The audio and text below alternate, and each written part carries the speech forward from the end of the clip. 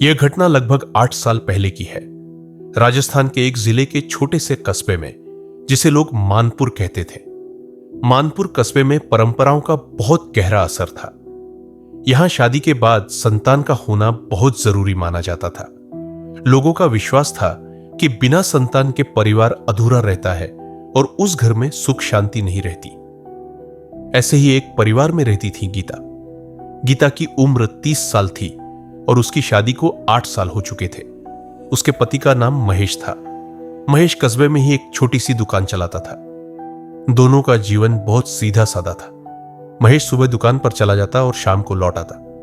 गीता घर के कामकाज में व्यस्त रहती। शुरू के 2-3 साल तक तो सब कुछ ठीक था, लेकिन जब समय बीतने लगा और गीता की कोई संतान नहीं हुई तो धीरे धीरे परिवार में तनाव बढ़ने लगा। महेश की मां सुशीला देवी अक्सर गीता पर टोका टोकी करती। वह कहती, बहू, कब हमारे घर में बच्चे की किलकारी सुनाई देगी? सभी रिश्तेदार पूछते हैं, हम क्या जवाब दें?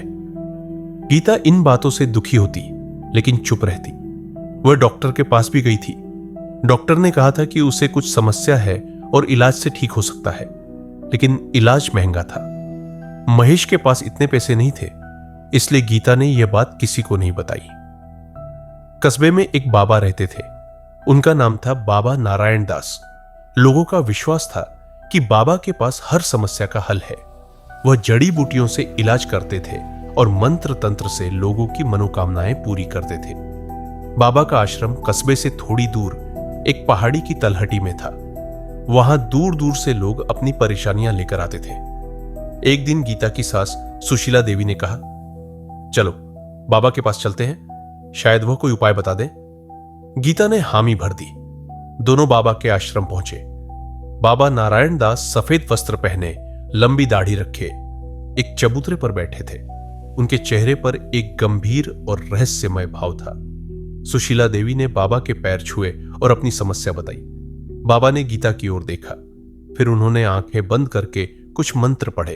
आंखें खोलकर बोले, तुम्हारी बहू पर एक ग्रह का प्रकोप है, इसी कारण संतान नहीं हो रही। लेकिन चिंता न करो, मेरे पास एक विशेष जड़ी है, उसका प्रयोग करने से तुम्हें 1 साल के अंदर संतान की प्राप्ति हो जाएगी। गीता और सुशीला देवी की आंखों में चमक आ गई। बाबा ने एक छोटी सी पुड़िया निकाली, उसमें काला चूर्ण था। बाबा ने कहा, इसे हर शाम 1 गिलास दूध के साथ लेना 3 महीने तक, फिर देखना चमत्कार होगा। बाबा ने पुड़िया के 50 रुपए लिए। घर लौटकर गीता ने बाबा की दी हुई जड़ी लेनी शुरू कर दी। उसे लगा कि शायद अब उसकी समस्या दूर हो जाएगी। महेश को भी यह बात पता चली तो वह भी खुश हुआ।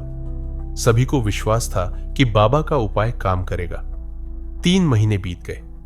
गीता ने बाबा की दी हुई जड़ी का पूरा कोर्स पूरा कर लिया, लेकिन कोई फर्क नहीं पड़ा। उसकी समस्या वैसी की वैसी बनी रही। गीता फिर उदास हो गई। सुशीला देवी ने कहा, चलो फिर बाबा के पास चलते हैं, शायद कुछ और उपाय बताए। दोबारा बाबा के पास जाने पर बाबा ने कहा, यह तो बहुत गंभीर मामला है, साधारण जड़ी से काम नहीं चलेगा, मुझे एक विशेष अनुष्ठान करना पड़ेगा, लेकिन यह अनुष्ठान महंगा पड़ेगा। सुशीला देवी ने पूछा, कितना खर्च आएगा बाबा? बाबा ने कहा, 5,000 रुपए। इसमें सामग्री और मेरी तपस्या का मूल्य है। 5,000 रुपए गीता के परिवार के लिए बहुत बड़ी रकम थी, लेकिन सुशीला देवी ने कहा, चलो हम इंतजाम करते हैं, बच्चे से बढ़कर कुछ नहीं। उन्होंने अपने कुछ गहने गिरवी रखकर पैसे जुटाए और बाबा को दे दिए। बाबा ने अनुष्ठान का दिन तय किया। उन्होंने कहा कि यह अनुष्ठान रात में होगा और केवल गीता को ही आश्रम में आना होगा। सुशीला देवी को यह बात अजीब लगी। उसने पूछा, बाबा मैं क्यों नहीं आ सकती? बाबा ने कहा, इस अनुष्ठान में केवल वही व्यक्ति रह सकता है जिसके लिए यह किया जा रहा है। दूसरों की उपस्थिति ऊर्जा में बाधा डालेगी। गीता के मन में भी डर था, लेकिन संतान की चाहत ने उसके डर पर जीत पा ली। उसने हामी भर दी। अनुष्ठान वाली रात गीता बाबा के आश्रम पहुंची। आश्रम का मुख्य द्वार बंद था। बाबा ने उसे अंदर आने का इशारा किया। अंदर एक कमरे में दिया जल रहा था। कमरे में अजीब सी सुगंध थी। बाबा ने गीता से कहा, तुम इस आसन पर बैठ जाओ, आंखें बंद कर लो, मैं मंत्र पढ़ना शुरू करूंगा, तुम्हें कुछ भी महसूस हो तो डरना नहीं, यह सब अनुष्ठान का हिस्सा है। गीता ने वैसा ही किया। बाबा ने मंत्र पढ़ने शुरू किए। फिर उसने गीता के सिर पर हाथ रखा। गीता ने आंखें खोलना चाही, लेकिन बाबा ने कहा, आंखें बंद रखो। अचानक गीता को लगा कि बाबा का हाथ उसके सिर से हटकर उसके कंधे पर है। फिर वह हाथ नीचे की ओर बढ़ने लगा। गीता घबरा गई। उसने आंखें खोल दी। बाबा उसके बहुत करीब था। उसने गीता को जोर से पकड़ लिया। गीता ने चिल्लाना चाहा, लेकिन बाबा ने उसका मुंह दबा दिया। बाबा ने कहा, चुप रहो, यही अनुष्ठान है। तुम्हारी बांझपन की समस्या दूर करने का यही एकमात्र तरीका है। गीता समझ गई कि बाबा का क्या इरादा है। उसने जोर से प्रतिरोध किया। बाबा से छुटकारा पाकर वह कमरे से भाग निकली। वह सीधे घर पहुंची। उसका कपड़े फटे हुए थे, बाल बिखरे हुए थे। वह बुरी तरह कांप रही थी। सुशीला देवी और महेश ने जब उसे इस हालत में देखा तो वे चौंक गए। गीता ने रोते रोते सब कुछ बता दिया। महेश का गुस्सा 7वें आसमान पर पहुंच गया। वह तुरंत आश्रम की ओर दौड़ा, लेकिन जब वह वहां पहुंचा तो आश्रम का द्वार खुला था और बाबा गायब था। बाबा भाग चुका था। महेश ने पुलिस में शिकायत दर्ज करवाई। पुलिस आश्रम पहुंची। आश्रम खाली पड़ा था। बाबा ने अपना सारा सामान लेकर फरार हो गया था। पुलिस ने बाबा की तलाश शुरू की, लेकिन वह कहीं नहीं मिला। लोगों ने कहा कि बाबा शायद दूसरे राज्य चला गया है। गीता इस घटना से बहुत आहत हुई। वह गहरे सदमे में चली गई। वह बात करना बंद कर चुकी थी। दिन रात एक कमरे में बैठी रहती। महेश ने उसे समझाने की कोशिश की, लेकिन गीता पर कोई असर नहीं हुआ। इस घटना के 2 महीने बाद गीता के व्यवहार में एक अजीब बदलाव आया। वह अचानक खुश दिखने लगी। वह फिर से बात करने लगी। सुशीला देवी और महेश ने सोचा कि शायद गीता धीरे धीरे उस सदमे से उबर रही है, लेकिन उन्हें यह नहीं पता था कि गीता के मन में एक भयानक योजना पनप रही है। एक दिन गीता ने सुशीला देवी से कहा, मां, मुझे फिर से बाबा के पास जाना है। सुशीला देवी चौंक गई। उसने कहा, क्या पागल हो गई हो बेटी? उस बाबा ने तो तुम्हारे साथ बुरा व्यवहार किया था।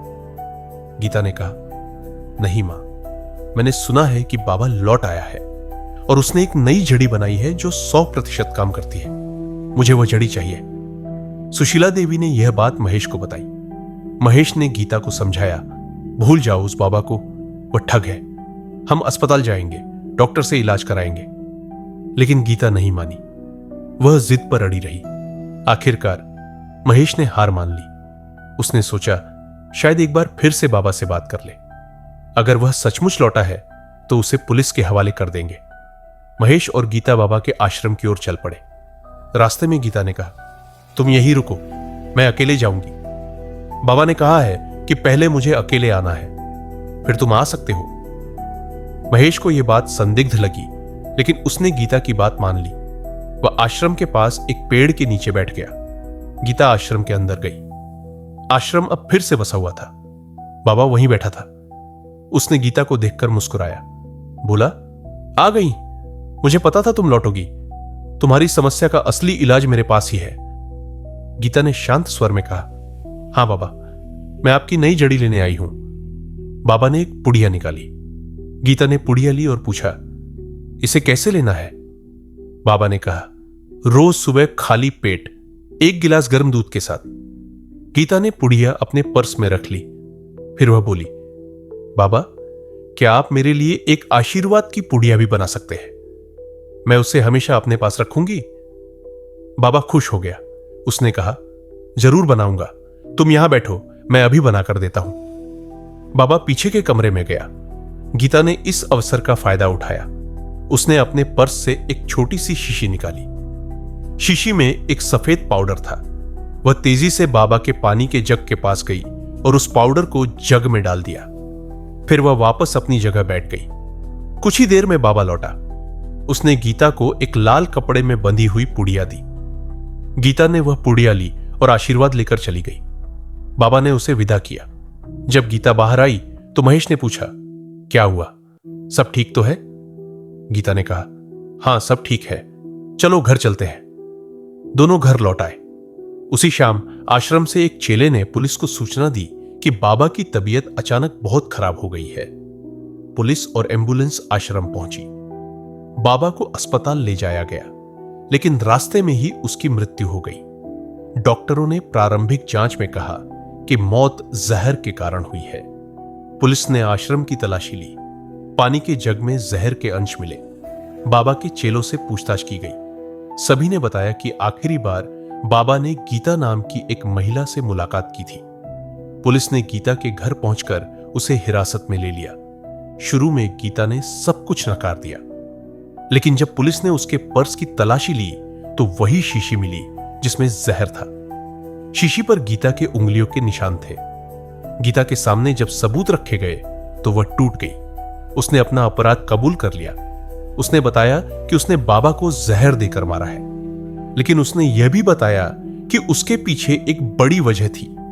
गीता ने बताया कि बाबा ने न सिर्फ उसके साथ दुर्व्यवहार किया था, बल्कि उसके बाद भी वह उसे परेशान करता रहा था।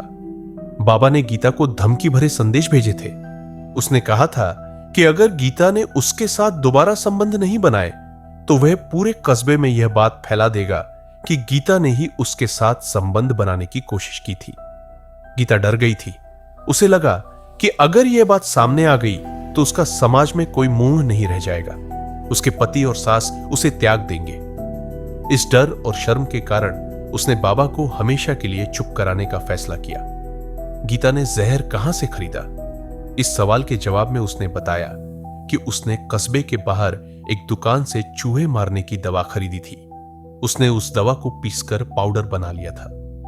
पुलिस ने उस दुकान के मालिक से पूछताछ की। दुकानदार ने गीता को पहचान लिया। उसने बताया कि गीता ने ही चूहे मारने की दवा खरीदी थी।